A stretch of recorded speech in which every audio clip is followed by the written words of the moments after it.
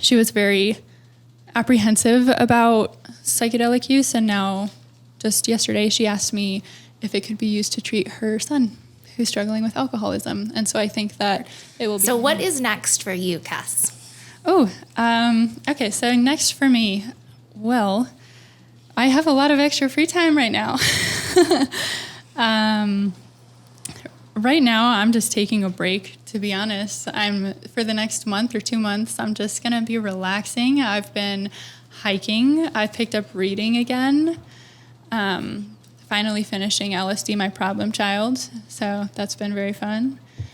And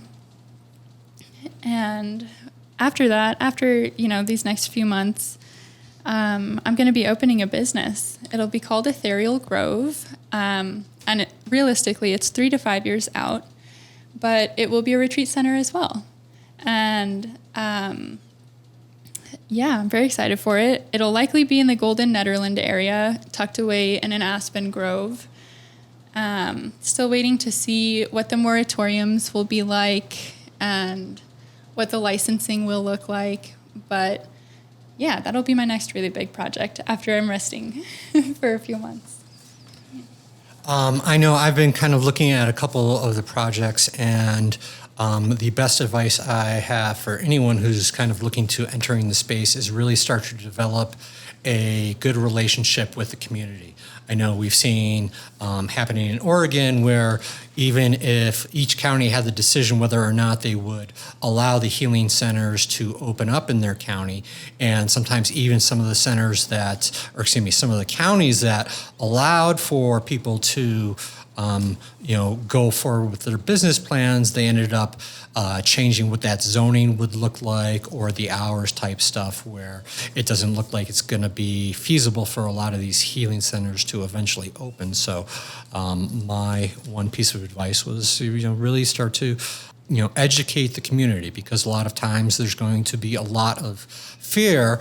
Certainly we live in a very progressive bubble along the Front Range between Denver and Boulder. When we start getting up into some of those more conservative towns, they still don't understand really the healing power of these medicines, and that it's just not about drugs. And that's, there's still a lot of population, even in Colorado, that just associate, mushrooms as getting high. Yeah, that's such a good point, Jimmy. I had someone also recently tell me about how, especially as of lately, we've been surrounded in a community that's very, pro mushrooms. And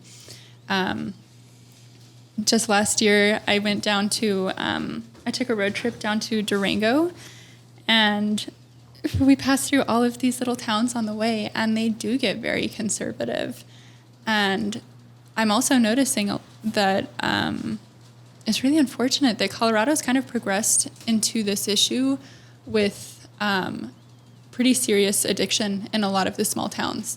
And I've been in Colorado. I was raised up in Leadville, and I don't remember it always being that way.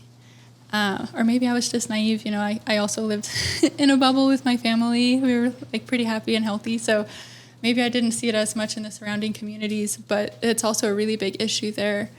And so I think just talking and changing that narrative more about, not all substances are inherently bad, or really no substance is inherently bad, just the use and how it's used and why it's used. But the potential of psychedelics could be a really good conversation, and I'm really curious how that conversation can be initiated in these smaller communities.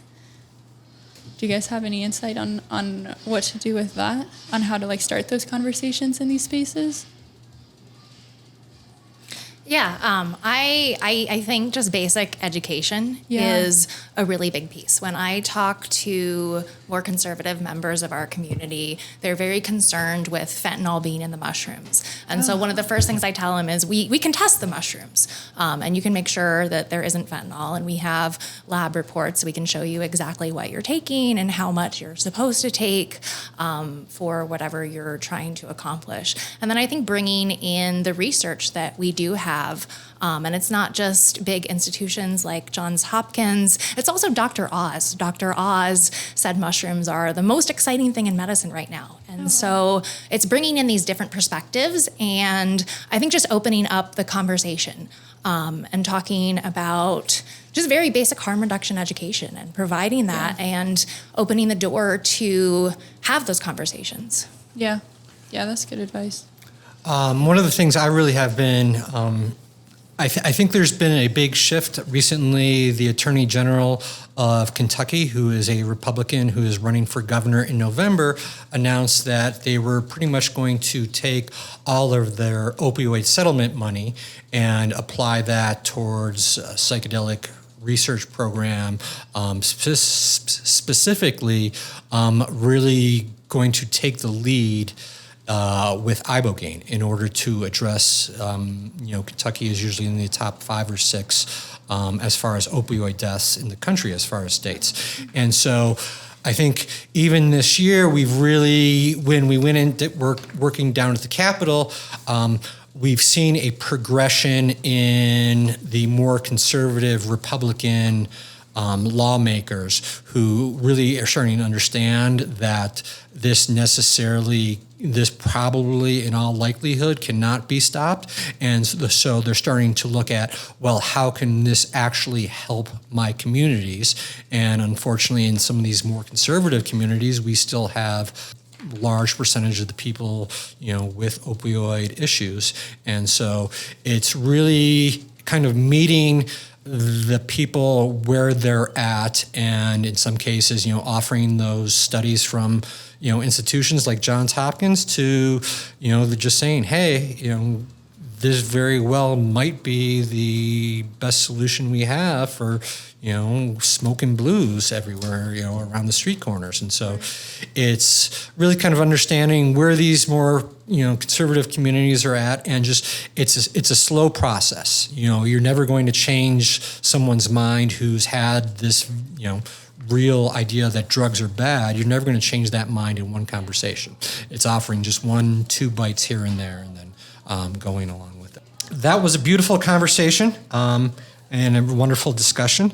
Before we wrap up this episode, we have 2 more things to do. We are going to take some questions from the audience and play a game very quickly. That's right. Before we take a quick break, do you have any questions for Kess or us? If so, please write your question on a Post-it note and hand it to us during the break. We're going to take a short 5-minute break and then come back for questions and a game where you'll have the opportunity to answer some harm reduction trivia questions and win a copy of my book. So stay tuned. Thank you for all of these wonderful questions, everyone. We really appreciate your curiosity and engagement. We have some great questions, and we're going to read them and discuss them now. Let's see what you want to know about the future of psychedelics in Colorado. Our first question is, Colorado's Natural Medicine Health Act has 2 main tracks, obviously the regulated use and the personal use community healing track. How do you see the psychedelic community integrating the personal use provisions over the next 12 to 24 months? That's a great question. One thing I've already started noticing is so many more people growing their mushrooms at home and being open about it. I feel like it's even just like a little sub-community within the local psychedelic community of people who are just getting so into mycology and getting into these very unique strains, and that's been really exciting. One thing I think will be coming up a lot more in the next 12 to 24 months is people using it more in community. When I came into the Psychedelic Club of Denver, I noticed that a lot of substance use was used more privately with very close friends at home. And now that more people are talking about it and it's not as stigmatized, I'm noticing that a lot more people are using it at the gardens, at the Botanic Gardens or out at Cheeseman Park. And I'm really excited to see that because it's showing that it can be used safely in public. People aren't going to freak out on you. People aren't driving while they're on it. There's still responsible use in public. And I think there will be a lot more exemplary use of that. And one thing, we recently just talked about this just on the break, but I think that people are going to be using it more, or at least considering it more as an option for treatment who otherwise weren't. For example, I was referring to my neighbor who, she was very apprehensive about psychedelic use, and now just yesterday she asked me if it could be used to treat her son who's struggling with alcoholism. And so I think that it will be considered more as an option for treatment. Yeah, I love that story that you told us during the break. What do you think we can do, or what are you doing to really destigmatize the use of psychedelics? Yeah, that's a great question. Man, I'm kind of putting it on the line a little bit. You know, the people I work with know that I use psychedelics in the finance industry. You know, my manager knows about it. It came up, she was asking me what I do in my free time. And I told her, like, oh, I help run a substance use organization. And, you know, some members of the board have been around me when I, like, put my more corporate-y hat on and say, oh, it's about harm reduction and education, which it is about those things, but it's also about, like, sharing these substances in community and enjoying them with each other. And so at the tail end of my leadership in the club, I was more so framing it in that capacity instead of more of like harm reduction and more of a professional hat, which it is all of those things. But so there's that. And then I also, I try to just be an exemplary, or not an exemplary, but just like a good person in general. You know, I try to show up for people and show that drug use doesn't have to be unhealthy. And I think that that's something that I really love seeing people talk about. You know, like, they're professionals in finance, in health, in whatever industry, and they're drug users, and they're healthy and they're happy, and it is possible. And it's important to include those things in the same conversation, because a lot of people think they're exclusionary. You can't have a healthy career and be a drug user. They just don't pair, but they do. And there is a healthy way to do it. And, you know, a lot of people have found it. Yeah. So just talking more about it in the same conversation and talking about it with people who may think otherwise. It's good. Yeah, and thank you so much for sharing your story and being a leader in destigmatizing and educating our community and creating a safe space for people to be in community and learn and grow together. We're so honored and thrilled that you're here tonight with us. Thank you, audience members, for your questions. Is there any final thoughts you'd like to share with the audience before we call this a experience? I think I would just like to give a huge thanks to the local psychedelic community. I'm so grateful for all of the growth that everyone has allowed me in this space and has helped me through.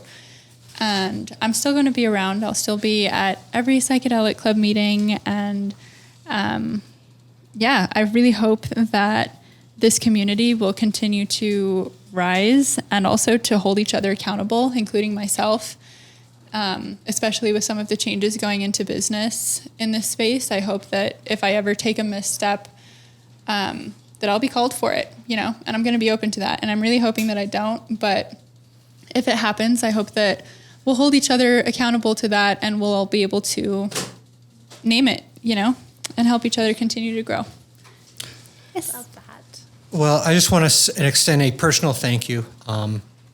You are one of the most incredible, forward-thinking people I know in this community, and your knowledge and your wisdom and your maturity surpasses your years on this planet by so much. And so with that, I will promise you that I will hold you accountable for being your fullest, because I know that you are going to be one of the leaders in this space forever. Thank you, Jimmy. All right, so I appreciate that. So that's all the time we have today. We want to thank Kess for sharing her wisdom and experience with our audience. We hope you all learned something from this conversation. Today we talked with Kess about the future of psychedelics, We talked about the vision, work, and ways to get involved in the local psychedelic community. We've also played a trivia game where we tested our harm reduction knowledge and have certainly seen that we have a lot of knowledge in this community. And if you'd like to learn more about our podcast, you can visit our website, mocktailsandmushrooms.com, where you can find more information, resources, and episodes of Mocktails and Mushrooms. You can also subscribe to our podcast on your favorite platform, and please leave us a review. We appreciate your feedback and support, and we are so honored to have you with us today, Kess. And once more, a big shout out to our sponsors here at Tequila Blues. We are certainly been enjoying these lovely mocktails, but they certainly have a nice bar full of tequila and other bites, and we really appreciate them from hosting. It's a beautiful little setting up in the Highlands, a nice little bungalow with cool blue walls, as some of those on the video you may see, but really big thanks to our sponsor. Yes, if you're in Denver, come join us here next week on Thursday for another episode of Mocktails and Mushrooms. Thank you so much for listening to Mocktails and Mushrooms, the podcast where we chat about everything mushroom related, from healing to tripping, from law to lore, with humor and insight. I'm Ashley Ryan. And I'm Jimmy Smurn.